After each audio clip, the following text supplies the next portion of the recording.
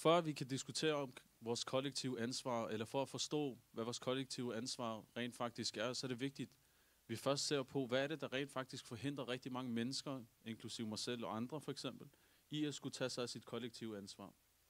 Det ansvar, som ikke bare kun er betinget til individet, men nej, som er noget, som er kollektivt i og med, det er noget, som vedrører alle muslimer. I en kendt beretning af Rasulullah sallallahu alaihi wa sallam, så siger han smukt, han siger, den som der ikke bekymrer sig for muslimernes affære, han er ikke en muslim. Det er ikke fordi, jeg skal sidde og lave takfir og så sige mennesker, der er stille omkring, hvad der foregår nu om dagen, de er ikke muslimer. Men det er for at sætte vægt på, eller få folk til at forstå, at når Rasulullah han siger det med så grov en tone, så er det for at sige med andre ord, at det er rigtig, rigtig slemt, hvis man som menneske er fuldstændig ligeglad med, hvad der foregår rundt omkring i verden med muslimer. Med andre ord, du kan ikke se dig selv som værende en del af den umma, den muslimske umma, hvis det er, at du ikke fokuserer på, hvad muslimerne de rent faktisk gennemgår rundt omkring i verden. Så er spørgsmålet, hvad er det helt præcist, der er med til, at vi afholder os for at tage os af vores ansvar, især når det kommer til politiske emner, især når det kommer til vores sociale ansvar. Hvad er det helt præcis, der afholder os? Ofte så er det noget, som vi desværre ser hos rigtig, rigtig mange, og det ligger skjult i vores underbevidsthed for rigtig, rigtig mange mennesker, at vi har det her problem. Fordi før der vi snakker omkring at tro på Allah, før der vi snakker omkring at skulle forøge vores religiøsitet og blive mere religiøse som mennesker, så skal vi se på, lever vi en livsstil baseret på andet end frygt? Lever vi en livsstil baseret på andet end frygt, eller nej? Er vi drevet af frygt i alle aspekter af vores liv? Før du begynder at snakke omkring din og religion og så videre for folk, så se på, jamen de beslutninger, som vi træffer i livet, er det grundet frygt? Så er der nogen, der kan sige, nej, jeg har valgt at blive det ene og det andet. Så spørger du dem, stiller dem 2-3 spørgsmål, så finder du ud af, så vender det tilbage til frygt. Jeg valgte et bestemt arbejde, fordi jeg frygtede for at blive en social taber, for eksempel. Jeg frygtede for den status, den titel, for eksempel. Jeg frygtede for, hvad mine forældre ville sige. Jeg frygtede for, osv. osv. Så ser du vores valg af arbejde, vores uddannelse, hvad vi vælger for eksempel af venner nogle gange, hvad vi vælger at gå med af tøj, måden vi ser ud på, alt sammen det bunder ud i frygt. Frygt for, hvad andre mennesker vil sige, frygt for ikke at blive accepteret, frygt for ikke at få den opmærksomhed, der er påkrævet, osv. osv. Hvordan skal du snakke iman og tro og islamisk livsstil og modighed og kollektiv ansvar med mennesker, der har baseret hele sit liv på hvad? På et koncept, der kaldes for frygt. Og jeg snakker ikke frygt for Allah, det er en anden ting, det er en anden diskussion, og det kommer vi også ind på. En af de ting, som der er den største barriere, eller fungerer som den største barriere for at vi rent faktisk tager os af vores kollektive ansvar, det er frygt. Og jeg lover dig for rigtig mange mennesker, så er det helt underbevidst. Altså de tænker ikke selv over det, og de retfærdiggør det normalt over for sig selv.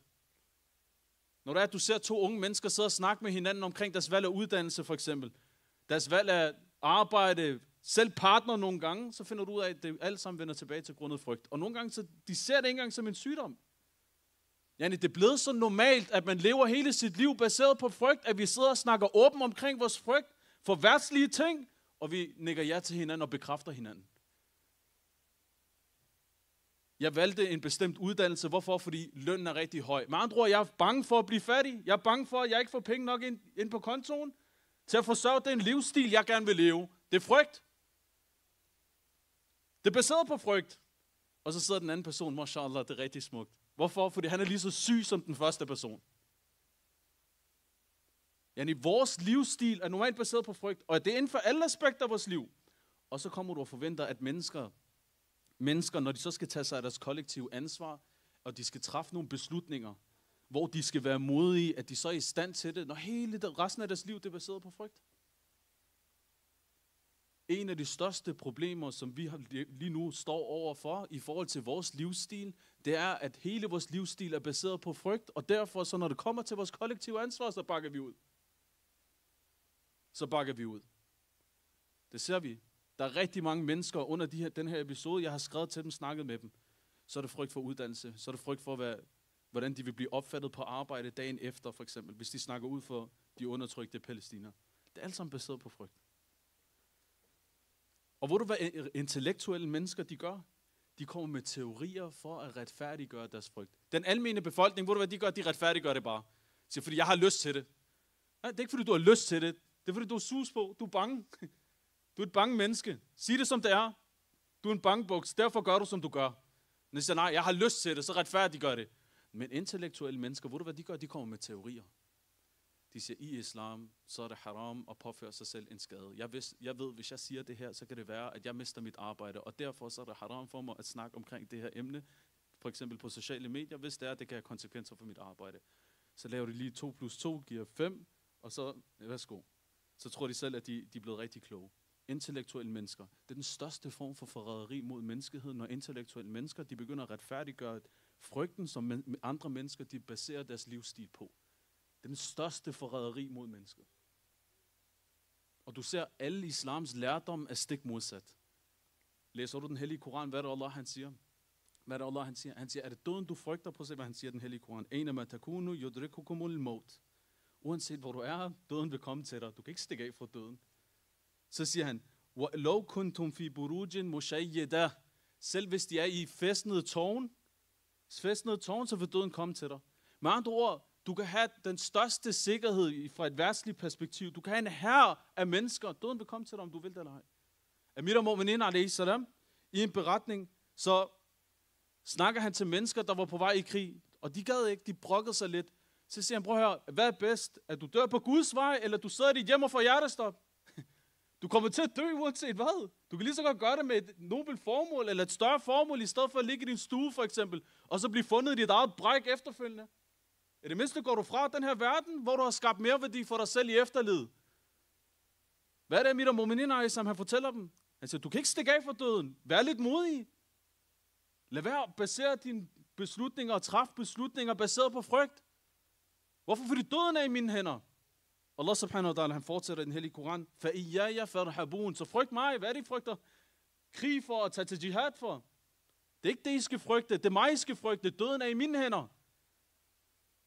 Om du så er i din fæstning, og jeg gerne vil have, at døden skal komme til dig, så kommer den til dig.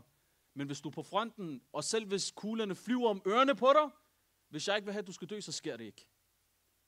Det er mine hænder. Allah implicit, hvad er det, han fortæller os i det her vers? Han fortæller os, hvad er du bange for? Er det døden? Jeg siger til dig, det er mine hænder. Gør det, pas dit ansvar og vær modig. Med andre ord, lad være at træffe dine beslutninger baseret på frygt. Lad være at være et menneske, der konstant er bange for alle sine verdslige interesser, fordi dine verdslige interesser er i mine hænder. I et andet vers, فَإِذَا جَاءَ أَجَلُهُمْ لَا يَسْتَأْخِرُونَ سَاعَةً. Når det er, at deres tidsfrist er kommet, den bliver ikke forlænget selv med en time. وَلَا يَسْتَقْدِمُونَ. Den går ikke en time frem eller tilbage. Når din tidsfrist er kommet, så er du forsvundet. Allah gør det klart og tydeligt. Døden er i mine hænder. Hvad er det så, man frygter?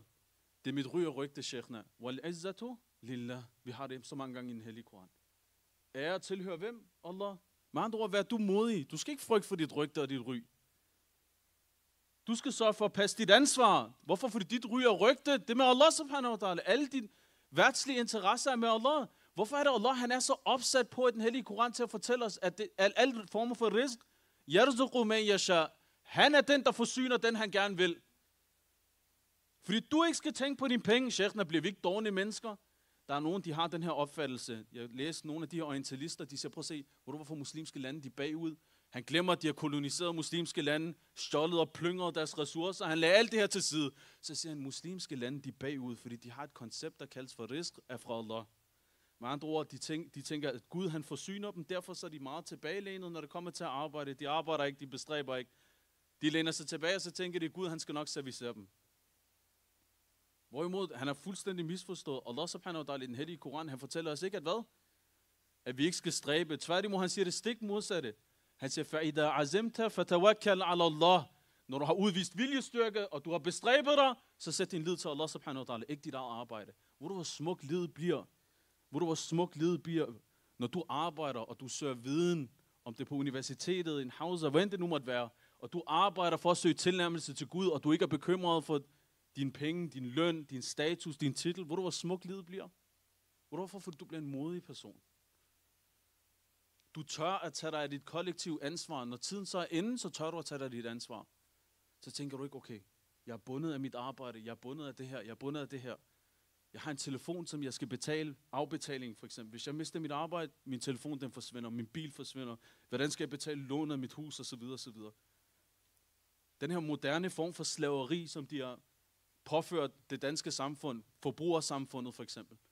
Hvor det er, at du er så bundet til det her samfund, til din lån, på så mange forskellige måder, at du ikke tør at snakke. Hvorfor? Fordi mister du din løn, så mister du også resten af dit liv.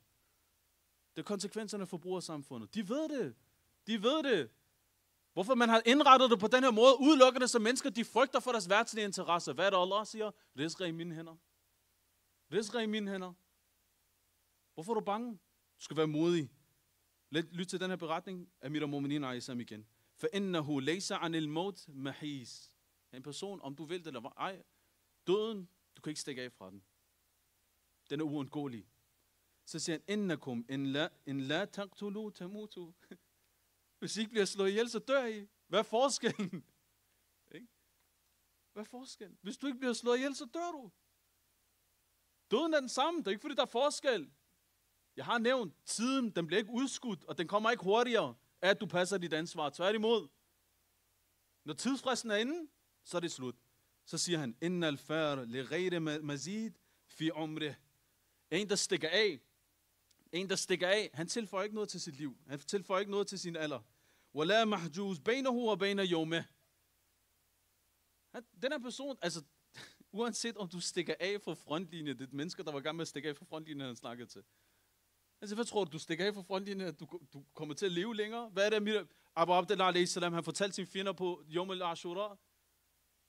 Så siger han, I står på den forkerte side. I står på den forkerte side til en af de her mal'unin. Hvad er det, han fortæller ham? Han siger til ham, prøv her, i det mindste så står på den rigtige side, fordi du kommer til at dø snart efter Ashura. Han overleverer nyheden. Den her person, nej, han tænkte, nej, efter det her, Yazid, han giver mig en god gave. Ja, jeg kommer til at leve luksus resten af mit liv. Kort tid efter, så dør han selv.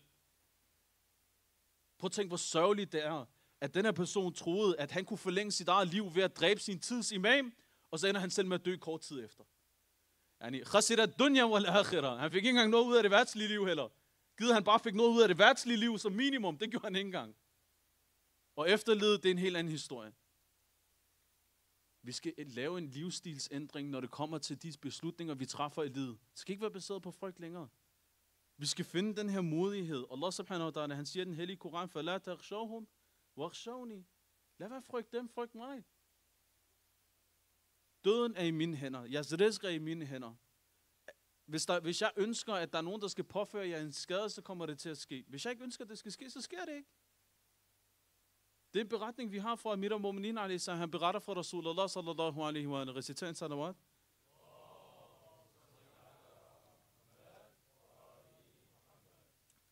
Han siger, at selv hvis hele verden skulle beslutte sig for at gøre dig fortræd, hvis Allah ikke ønsker det, så sker det ikke.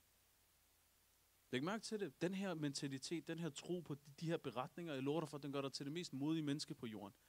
Fordi så er du fokuseret på dit pligt og dit ansvar, og ikke, hvad vil der ske med mit arbejde? Hvad vil der ske med, hvad mennesker siger til mig, for eksempel? Ved at blive stemplet som en ekstremist. Ved at blive hængt ud i medier, for eksempel. Hvad hvis den ene politiker kommer efter mig? Hvad hvis den anden journalist kommer efter mig? Hvad hvis de laver et karaktermord? Du er ligeglad med alle de her ting, så. Hvorfor? Fordi dit forhold til Allah subhanahu wa ta'ala er det, som er afgørende for dig. Ikke dit forhold til de her mennesker. Og hvilke mennesker er det overhovedet, vi taler om? Prøv at se de her mennesker, der støtter den anden front, for eksempel. Der støtter terrorstaten Israel. Prøv at se på dem. Ærligt, skulle de være målestokken for, hvad der er etisk rigtigt og forkert? Prøv at gå ind i deres eget liv, og så se, hvordan de selv lever. Og så skulle de lave et karaktermord på os? Skulle de lave et karaktermord på os? Mest forvirrede mennesker, en person, han er i sin 50'er, han opfører sig som en 12-årig. Bogstaveligt talt, Annie. Måden han opfører sig på i weekenderne, i hans privatliv osv. osv. Og så skulle han være målestok for, hvad der er rigtigt og forkert. Eller være på en pedestal for eksempel, i forhold til at beslutte sig at være moralsk dommer i forhold til, hvad vi laver. Ikke engang vores børn opfører sig, som han gør. Ikke engang vores børn opfører sig, som han gør. Og han skulle forestille at være i sin 40'er, i sin 50'er. Og så skal de være målestokken. Spørgsmål, hvad sker der, hvis det er, at vi baserer vores beslutninger på frygt? Lad mig være mere eksplicit. Hvad sker der, hvis det er, for eksempel, når det kommer til for eksempel Israel? Vi tænker, Israel og deres hånddukker, Jamen, mine sociale medier bliver lukket. Ja, min Facebook bliver lukket, min Instagram. Jeg har så mange følgere, jeg har arbejdet så mange år for at bygge det op. Der var en, der skrev det til mig. Jeg skrev til dig, skam dig. Der var en af de her taleholdere rundt omkring. Han har mange følgere. Han skrev til mig, Sheikh, jeg vil gerne have delt mange af de her ting, men jeg ved, at min konto bliver lukket. Jeg sagde til ham, skam dig. Den her platform er til for at blive offret. Hvis du ikke engang kan ofre en platform i morgen overmorgen, når din tidsimam, han siger til dig, kom, du skal på front, det er dit liv, du skal give afkald på. Tror du, han ville være frisk på det? Han kunne ikke engang ofre sin Instagram-profil. Skulle han ofre sit liv, den her person? Og så holder han taler for mennesker. Hvor skam os. Så hvad sker der, hvis det er, vi gør det? Hvad sker der, hvis vi har den her frygt? Hvis vi har den her frygt for terrorstaten, når der er små hånddukker her i Danmark for eksempel. Som ja, de kan godt gøre nogle ting. De kan godt gøre livet stramt for dig. Men hvad sker der, hvis vi frygter dem? Prøv at lægge mærke til, hvad beretningen siger. Men lam yanfiq fi dra'atillah ubtuliya bi an yanfiq fi ma'siyatillah. Hvis det er, at infaq på arabisk betyder, at du fylder et tomrum ud. Lad os sige, hvis det er dit sociale ansvar, du lige nu, at du forsvarer for eksempel, eller kommer ud, og så oplyser folk omkring den undertrykkelse, Palæstinas befolkning bliver udsat for, så er det infaq. Fordi der er et behov for det. Det er et behov i samfundet lige nu, at du taler op omkring den her sag. Han siger, hvis det er, at man ikke gør det på Guds vej, for at være adlydende over for Allah subhanahu wa ta'ala, ubtuliya bi an yanfiq fi ma'siyatillah. Den her person, han vil blive testet og blive sat på prøve, hvor han vil ende med at ofre for hvad? For at være ulydig over for Allah subhanahu wa ta'ala. Med andre ord, en ofring, der ikke engang kommer til at gavne dig, tværtimod, den kommer til at være til skade for dig. Så siger han efterfølgende, den fortsætter. وَمَنْ لَمْ يَمْشِ فِي حَاجَةِ وَلِيَ اللَّهِ. Den, som ikke tager et skridt for wali Allah, for Guds repræsentant på den her jord, det vil sige vores 12. imam. Ubtuliya bi an yamshi fi hajati aduillah. Hvis du ikke tager et skridt for din tids imam, og du tager dig dit sociale ansvar, hvad angår dit og faciliterer hans ankomst, ubtuliya bi an yamshi fi aduillah. Du vil tage et skridt for Guds fjender. Rigtig, rigtig mange mennesker igennem historien var ikke dårlige mennesker, men da det var påkrævet fra dem, at de skulle tage et skridt på Guds vej, så gjorde de det ikke. De endte med at være fjender. Nu, der er rigtig mange af de her kendte mennesker, for eksempel. Kendte mennesker, selv muslimer, der udadtil har været religiøse, fordi de har tidet igennem hele deres karriere, og de tiger nu i de her dage, hvor hvad de ender med? De ender med at være til slave for hvem? For terrorstaten. Jeg kan nævne eksempler her på journalister og navne og kendte ansigter, men det er ikke så vigtigt. Individerne er ikke vigtige. Pointen er vigtig her. De vil blive testet med at tage et skridt for Guds fjender. Prøv at tænke, hvor sørgeligt det er. Du inderst inde, du har en kærlighed til den sag, til de her muslimer, der bliver undertrykt. Men fordi du er passiv, så vil du blive sat på en prøve, hvor du ender med lige pludselig at se, at du gavner de her individer. Det vil sige de mennesker, som undertrykker de mennesker, du har en kærlighed til, en tilknytning til. Og det er sket flere gange i historien. Det er ikke engang, fordi det er noget nyt, at mennesker de ender på den her måde. Tværtimod, så er det sket flere gange. Lyt til den her beretning, bekræfter igen. Men khafa Allah azza wa jal, akhafa Allahu minhu kulli shay. Hvis det er, du frygter Allah subhanahu wa ta'ala, Allah vil have sørge for, at dine fjender, der vil være frygt i hjerterne på dine fjender i forhold til dig. Så siger han efterfølgende, وَمَنْ لَمْ يَغْفِ اللَّهُ أَخَافَهُ اللَّهُ مِنْ كُلِّ شَيْءٍ. Og hvis du ikke frygter Allah subhanahu wa ta'ala, og hvis du ikke frygter Allah, med andre ord, du har en frygt for alle mulige andre ting, så vil Allah sørge for, at du frygter alt andet end Allah. Prøv at lægge mærke til, hvad er det, vi sådan snakker om? Har du en livsstil baseret på frygt, så er det det, du får. Du underkaster dig de ting, som du frygter. Det er også en beretning, vi har. Hvad er det, Allah siger? Frygt mig i stedet for at frygte dem. Med andre ord, frygter du mig, kommer der modighed, fordi så er du ikke længere optaget eller betinget eller underkastet til dine verdslige interesser længere. Så er det udelukkende frygt for Allah, der er vigtigt for dig. Der er nogen, der tænker, når vi frygter Allah, vi går og bange konstant i forhold til de handlinger, som vi udfører. Det er stik modsat. En person, der ikke frygter Allah, vil komme til at frygte sine omgivelser og verdslige interesser. Han bliver den mest bange person på den her jord. Største bangebuks. Hvorfor de her mennesker, der kalder sig den frie presse i dag, de snakker til fordel for terrorstaten, selvom de ved det er forkert. Jeg har snakket med nogle af de her journalister, de tør ikke at snakke. De er bange. De siger det lige ud. De siger, jeg mister min karriere. De ved udmærket, at den artikel, de skriver, den er batil. De ved, det er en løgn. Han sagde det eksplicit til mig. Han sagde det mundtligt til mig. Han sagde, jeg ved godt, det her det ikke er rigtigt. Men han delte det alligevel.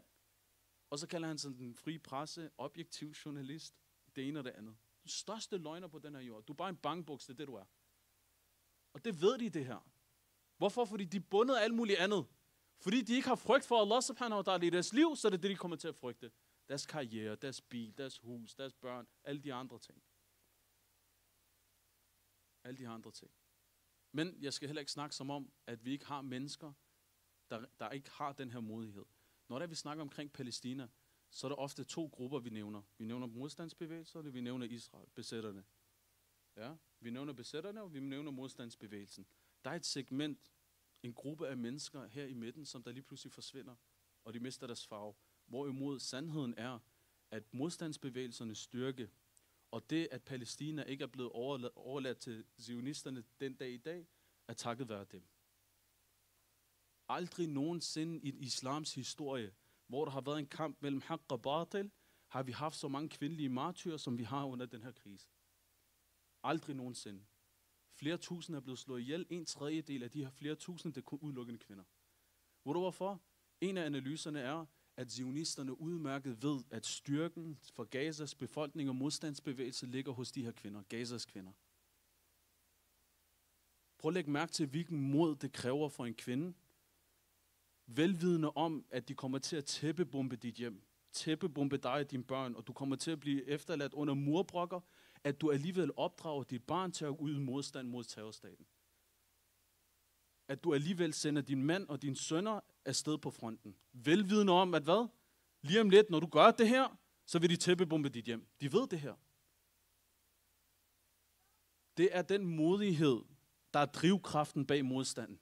Havde det ikke været for de her mennesker, de her kvinder her, og det her segment, som der er fuldstændig set bort fra, jeg lover dig for, at modstandsbevægelsen har ikke været, som den var i dag. Det er takket være de her kvinder, der har gjort det. Det er takket være dem, der rent faktisk er en modstandsbevægelse i dag. Det er dem, der har opdraget de her mænd. Det er dem, der har opdraget dem. Hvorfor det er Israel? De går efter dem. De har intet problem. 1/3. De snakker om at have de mest præcise våben i verden, der helt ned til 1 meter kan ramme præcist. Alligevel så flere tusinde kvinder, der har været i boligblokke, civile boligblokke. Giver det overhovedet mening? Fordi de udmærket ved, det er der drivkraften ligger. De vil gerne ramme dem, sætte dem under pres, fordi de ved, hvis de bukker under, og de ikke længere vil have det, så kommer det heller ikke til at ske. Så kommer modstanden ikke til at fortsætte. Hvis kvinden sidder derhjemme for eksempel, derhjemme og konstant brokker sig over, hendes mand han tager på fronten, sønnerne tager på fronten. Jeg lover dig for, at på et eller andet tidspunkt kommer det også til at skabe frygt hos dem. På et eller andet tidspunkt kommer det også til at demotivere dem til rent faktisk at tage afsted og passe deres ansvar. Men de gør det med glæde. De sender dem selv afsted. Rejs dig op, tag afsted. Hvad laver du? Skammer du dig ikke, du sidder her, mens alle andre de er på fronten? Jeg lover dig for, at det er den mentalitet. Feminister i Vesten har intet på de her kvinder. Feminister i Vesten har absolut intet. Hvad er det, de snakker om? Du skal gøre oprør mod din familie. De her kvinder, de siger, du skal gøre modstand mod en besættelsesmagt. Selv hvis det kræver, at hvad? At de ender med at tæppebombe os. Hvor er den her mod, og hvor er det her?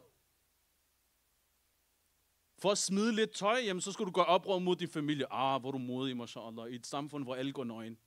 Du har virkelig opnået noget stort. Ikke? Så ikke en modighed. Og så har du de her kvinder i Gaza. De her kvinder i Gaza, der sender deres mænd og sønner afsted. De ved, at de ikke kommer til at se dem igen. Udover det, så ved de også, at de skal forvente, at deres hjem bliver bombet nu. Men de gør det alligevel. Den her modighed, jeg lover dig for, det er noget, vi kan tage ved lære af. Næste gang vi frygter at dele noget på sociale medier, næste gang vi frygter for eksempel, at vores konti bliver lukket for eksempel, eller at der er kollegaer, der snakker grimt til os, eller nedladende til os, eller mennesker omkring os, der stiller spørgsmålstegn ved os, at vi bliver kaldt terrorsympatisører og alt muligt andet, så husk på de kvinder i Gaza, der sender deres børn og deres mænd på fronten, velvidende om, at lige om lidt, så falder der en bombe over hovedet på dem, og de stadig gør det. Fordi det burde være til skam for enhver af os, der bygger vores liv og baserer vores beslutninger baseret på frygt. Der træffer beslutninger baseret på frygt. At der er mennesker ude i verden, der er villige til at ofre alt. Der er villige til at ofre alt, og så sidder vi her, og vi er bange for at dele en post for eksempel. Hvad vil min kollega sige? Til helvede med din kollega, Annie. Hvad for noget vil din kollega sige? Jeg lover dig for, at det er aldrig nogensinde i islams historie, ser vi så mange kvindelige martyrer. Derfor, så hvis det er, at vi skal forstå, hvad der er drivkraften bag modstanden, så er det de her kvinder. Og det er der ingen tvivl omkring. Og det skal fremhæves. Det er ikke nok bare at fælde krokodilletår for Gazas befolkning. Det gør de her statsledere også. Du har de værste sataner, der er statsoverhoveder, regenter rundt omkring i verden, der hele året forhandler med Israel, støtter Israel økonomisk, militært og alt muligt andet. Nu når Israel de bomber, så siger de, at vi er bekymrede for civile i Gaza. Og hvad er forskellen på dig og dem? Hvis det eneste, I gør, og det eneste, I er til fælles, det er at snakke omkring, hvad der foregår, i form af tragedier og det synd for civile. Det er den her pointe, vi også skal fremhæve. Jeg ved det godt, det er rigtigt, der sker meget undertrykkelse, og det er synd for Gazas befolkning. Men ved at zoome ind på det udelukkende, og ikke fokusere på det her aspekt af det, modstandsbevægelserne, og det, som der er drivkraften bag modstandsbevægelserne, det kan nogle gange være med til at gøre folk en smule håbløse. De tænker, prøv at se, der er ikke noget håb i det. Det er en tabt kamp. Det er ikke nogen tabt kamp. Så længe de her mennesker, de er der, og de eksisterer, og de har den modighed, som de har, og de har den styrke, og den tro på Allah subhanahu wa ta'ala, som de har, så lover jeg dig for, så det er et spørgsmål af tid, før Israel forsvinder. Og det er bevist. De startede ud med at sige, fra hadet til floden, Israels, det var deres motto, fra hadet til floden. The Greater Israel, som de kaldte det. Det var den her Herzl, den her zionist, ham der startede det hele. Det var hans tanke bag, at de skulle have det lovede land. I dag har de ikke det lovede land, og de er i gang med at lave en væg rundt om sig selv. Det er det bedste belæg for, at de har fejlet, de her mennesker. De kunne ikke engang overtage Gaza. Gaza, der var et par få kilometer. Kan de ikke engang finde ud af at overtage? Takket være de her kvinder, som der er i Gaza, opdrager på deres drengebørn på den måde, som de opdrager på dem. Det kunne de ikke engang. De ved ikke engang, hvad de skal gøre i Norden. De ved ikke engang, hvad de skal gøre med Vestbredden længere. De er så desperate, at de begyndte, prøv at høre, læg mærke til, at de kalder den 4. stærkeste her i verden. Men de er blevet så desperate, at de lukker Facebook-konti. De er blevet så desperate, at de blokerer folk på sociale medier. Prøv at lægge mærke til, hvor desperat man må være. Du siger, at du er den 4. stærkeste her i verden. Du har et luftvåben, og du har enkelte mennesker i Gaza, der har ingenting. De har bogstaveligt talt kun håndvåben. Og så skulle du forestille at være en stormagt, og så går du rundt og lukker Facebook-konti, lukker Instagram-konti, det ene og det andet. Det er et tegn på, at de er desperate, de her mennesker. Karaktermord, jeg ved ikke, forbud mod pro-palæstinensiske demonstrationer rundt omkring i Frankrig. Det er forbudt at have en pro-palæstinensisk demonstration. I det selv samme land, hvor man bryster sig af ytringsfrihed og siger ytringsfrihed og forsamlingsfrihed, og hvad ved jeg, vi er et sekulært samfund. Nu må du ikke holde pro-palæstinensiske demonstrationer. De er desperate. Kun en diktator, der bliver desperat, tyr til de metoder, som de gør. Husk på, hvis Israel bliver brutale i deres måde og adfærd over for Gazas befolkning, så er det fordi, det er desperate. Det er et tegn på, at de er desperate. Fordi jeg lover dig for, at hvis de kunne ændre det på andre måder, og hvis de kunne overtage Gaza på andre måder, så har de gjort det. Så har de gjort det. De vil ikke få hele verdenssamfundet på nakken, hvis de kunne gøre det på alternative måder. Det, at de begyndte at tæppebombe kvinder og børn og civile på den måde, som de er, det er fordi, det er desperate. Og inshallah, det også bliver deres ende. Det er et tegn på en stat, der er blevet desperat. For ikke at snakke omkring de her sekulære vestlige stater, som alle sammen har støttet dem, og til den dag i dag ubetinget støtter terrorstaten Israel, for at sige, jamen, det er det eneste demokrati i Mellemøsten. Og spørger du dem selv, så siger de, nej, vi er en jødisk stat, det er en religiøs stat. De kan ikke selv finde hoved og hale i, hvad de støtter og hvad de ikke støtter længere. De er blevet så desperate, at de helt utvetydigt støtter drab på civile. Utvetydigt. Fuldstændig. Jeg lover dig for, at det er en fjende, der er desperat, der opfører sig på den her måde. Derfor, vi skal ikke kun fokusere på undertrykkelsen. Ja, undertrykkelsen, det er vigtigt at fremhæve den også. Der er ingen tvivl omkring det. Folk skal vide, hvad der foregår, og den undertrykkelse, som de påfører Gazas befolkning. Og jeg lover dig for, jeres aktivitet på sociale medier osv., det bliver set. Det bliver set. I forgårs så havde jeg en samtale med en bror, han er journalist i Gaza, en palæstinenser. Jeg kan sende jer hans profil efterfølgende til dem, der gerne vil have det. Han ringede til mig.